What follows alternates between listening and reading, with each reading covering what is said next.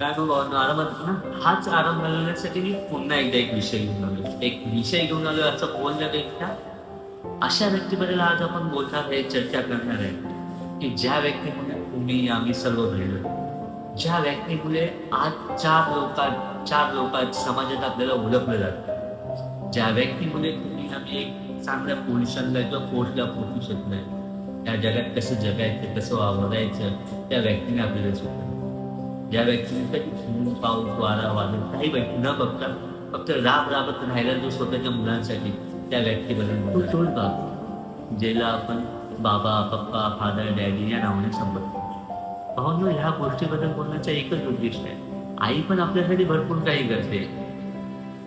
देवाला प्रत्येक ठिकाणी जाता आलं नाही म्हणून देवाने आईची विनंती केली. आईचे गुणगान आपण सर्व गात असतो. अनेक कवी, कवयित्री किंवा गायक त्यांच्या माहितीनुसार गातात. पण वडिलांबद्दल मोजकीच लोकं बोलतात. बघा, एखादी ठेच लागली की आई गं हा शब्द नक्की निघतो. पण आयुष्यात एखादं मोठं संकट आलं ना, तर बापाशिवाय कोणीही उभं राहत नाही. म्हणजे कुटुंबाचा गणा असतो. स्वतःच्या इच्छा, स्वप्न बाजूला ठेवून स्वतःच्या मुलांसाठी दिवस रात्र कष्ट करतो. प्रत्येकात ते आपलं प्रेम शब्दामध्ये मांडत नाही, पण ते त्यांच्या कृतीतून दिसतं. ते फाटलेलं शर्ट तो शिवून घालतो. एकच चप्पल वर्षभर वापरतो. रस्त्यात कितीही भूक लागली तरी ती मारतो आणि कितीही दुखणं असले तरी तो कामाला जातो. फक्त स्वतःच्या कुटुंबासाठी जगतो तो म्हणजे बाप. आपण सर्व गाढ झोपतो राहतो, पण आपल्या भविष्याचा विचार करत तो जागा असतो. दिवसभर थकलेलं शरीर रात्री आपल्या विचारात जागत असतो. आपण सांगून जातो, आपण घेऊन जातो, आपण अडचण करू. बाप आहे हो, तुम्हाला सांगणार तो अडचण ना भावा.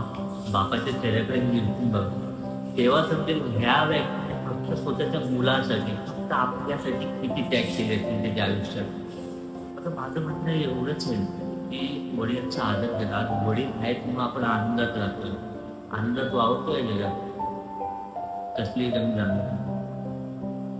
ज्यांना विचारा, ज्यांना वडील नाहीत त्यांना विचारा काय कमी आहे. वडिलांशिवाय जगणं किती सोपं आहे त्यांना जाऊन विचारा की वडिलांशिवाय आपण जगू शकतो का एकदा.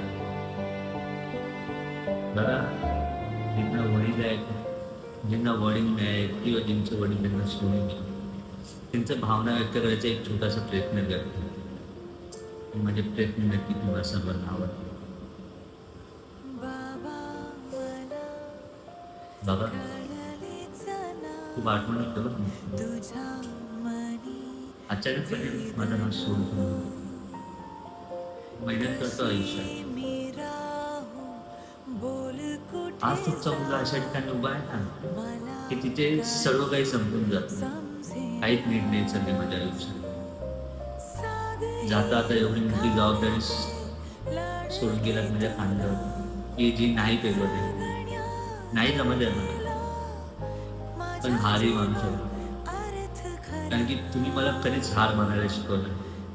मला शिकवले ते फक्त मेहनत.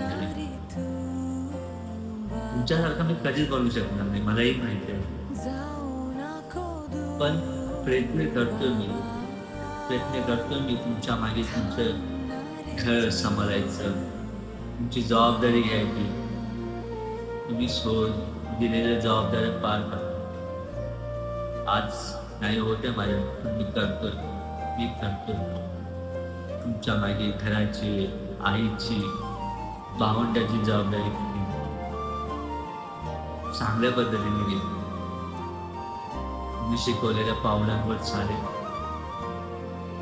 मी शिकवलेल्या पावलांवर चालेल आणि सर्व अडचणीवर मात करेन.